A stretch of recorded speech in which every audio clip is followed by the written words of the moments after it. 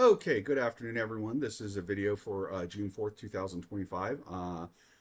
Three things. First off, I want to say thank you to my new subscribers. Wonderful to have you. I hope everyone will like and subscribe to the channel. Like the video and subscribe to the channel. And thank you for everyone leaving comments. I do read the comments. I try to reply to them when I can, and I very much appreciate it. Second thing I'm going to talk about is a quick example of Trump's taco trade, and then we'll move on to the main topic, which is, did the Ukrainian drone attack on Russian air bases, is that the modern Pearl Harbor? So first, the example of the taco trade. Trump came out several days ago saying on Truth Social, I only pulled back on the China tariffs because China was on the brink of collapse. And now they're violating our deal. There is no deal. And so much for being a nice guy. So he was implying he was going to take this much tougher, harder line stance with China. He then announced yesterday he is extending the pause on certain Chinese tariffs until August 31st. So yet again, Trump has, to do the taco trade, Trump always chickens out, taco. Trump has offered more concessions to the Chinese, for which the United States has gotten nothing in return. To my knowledge, the Chinese did not even ask for this. Trump just did it. So now Trump is very much in like how he deals with Russia. He's just unilaterally giving concessions. So again, if you're under the idea that Trump is some hardball negotiator, he's not. He just really isn't. And again, there is no plan. He's just making this up as he goes. But on to the main topic. Did the Ukrainian strike on Russian air bases, is that the modern Pearl Harbor? That is a question that is certainly debatable. Let me give you the argument for it. And then let me tell you what I think is actually the more important thing here. The historical narrative of Pearl Harbor as a military situation is that the United States was behind the times. We had this big, powerful fleet of battleships, very modern, very powerful battleships in Pearl Harbor, and we thought that that was the way that you won naval conflict at the time. And that was a view that was largely shared by most of the navies of the world: German, the British, the Italian, the French, to a certain degree, even maybe the Japanese. And that the Admiral Yamamoto brings what's called the Kido Butai, which is his fleet of carriers, brings them in and wipes out our battleship fleet at Pearl Harbor. And he doesn't just win the battle, he changes the game. He literally changes naval combat from being battleship-centric to being carrier-centric. As historical narratives go, this is one of the better ones. It's reasonably accurate, it fits the facts, and it's fairly true to the time.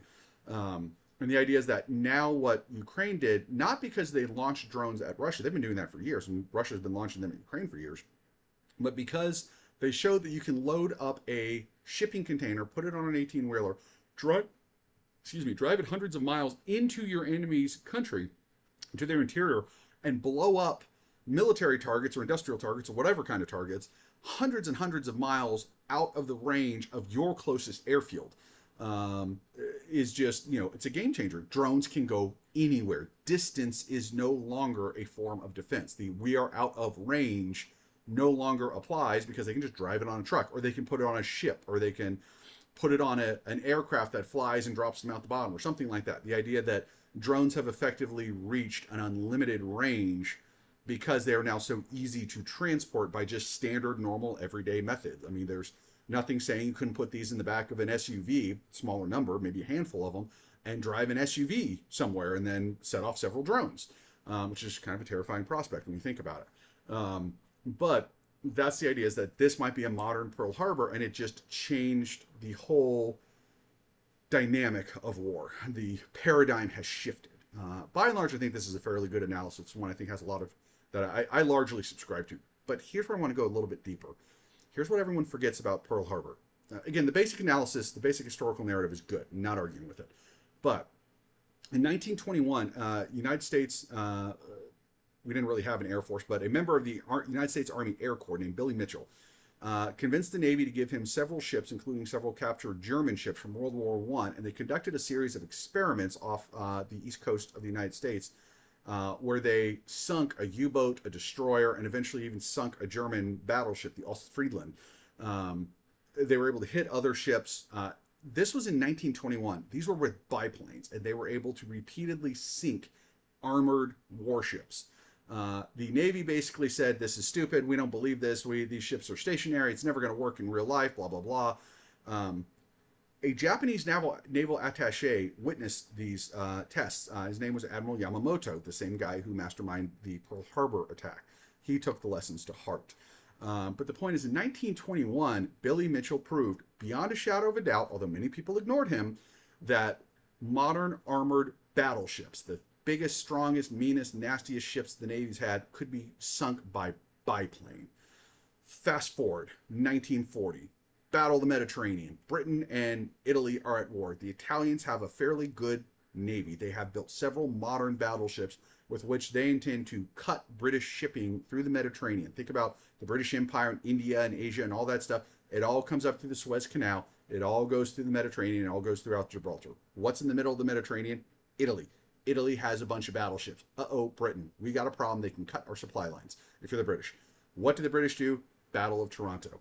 They send some of their light carriers using biplanes, swordfish, and they disable or really sink 3 Italian battleships in port. One of the ideas was that, well, torpedoes can't work in a harbor. You can't hit them there. 3 battleships done. That was 1940. 1941, May, the Bismarck. If you have not seen the wonderful movies Sink of the Bismarck, I highly recommend it. It's excellent. It's from the 60s. It's great. Bismarck is one of Germany's most powerful battleships. It is super modern. It's got radar. It's got the big guns. It's really fast. It's got the super thick armor. I mean, this thing is fantastic. A British light carrier, the Ark Royal, sends up a group of swordfish biplanes, and they put a torpedo right into its rudder and disable it. British battleships then come and finish it off, but she was killed by the biplanes, kind of like the end of King Kong. Wasn't, you know, what's the guy saying? It wasn't the planes, it was beauty that killed the beast. Well, for the Bismarck, it wasn't the guns of the British battleships, it was the torpedo from the old rickety wooden biplane that killed it. The point of all this is, by the time Pearl Harbor happened, there are several definitive examples that aircraft can destroy battleships. Warfare, naval warfare, had already become carrier-centric prior to Pearl Harbor. The British proved that at Taranto. They proved Taranto, not Toronto, T-A-R-A-N-T-O. They proved that there. They proved that with the Bismarck. Billy Mitchell proved it in 1921. And just throw another log on the fire, the Navy proved it, although they covered it up, in the 1930s with what were called the Utah Games. They sent out a battleship off the, I want to say it was the coast of California, I think. And they had American bombers come out and try to see if they could find it and hit it. By the way, the navigator on one of those bombers was a man named Curtis LeMay, who, if you're a military historian, you will certainly know that name. The answer is that they ran it 3 times, and the aircraft got the battleship twice, and the Navy was so mad about it that they buried the records. LeMay had to dig through and find the records years later when he was writing his memoirs, because they had been suppressed by the Navy. So the point is that when Pearl Harbor happened, the paradigm had already shifted. The United States, frankly, was already shifting with it. The United States at the time of Pearl Harbor had 5 heavy carriers. It was the second largest heavy carrier fleet in the world, behind only the Japanese. We also had light carriers. We had 3 in the Pacific, 2 in the Atlantic. We had also moved a force of heavy bombers to the Philippines just before Pearl Harbor, because the idea was that was going to be our deterrent effect to prevent Japan from going to war. It was that, well, if Japan sorties a fleet, we'll send up our bombers and we'll sink Japan's fleet. We were already deep into the transition to a carrier-centric form of naval warfare, but we had not finished it, and we had not figured out how advanced of a form of war it really was and how capable it really was. We knew it was the future, and we were moving there quickly. What we did not understand was that it was not the future, it was the present. It was the world that we already lived in. It was not the world of tomorrow, it was the world of today. What I would submit to you is what this drone attack has shown us is not that drones are the future. They are the present. He who has the best drone forces, or perhaps, as the Ukrainians have proved, you don't necessarily need quality, you can do a lot with quantity, is the military superpower. China has 90% of global drone production. Uh-oh. Either way, hope you found this insightful, and love to hear your comments in the comment section. Thank you.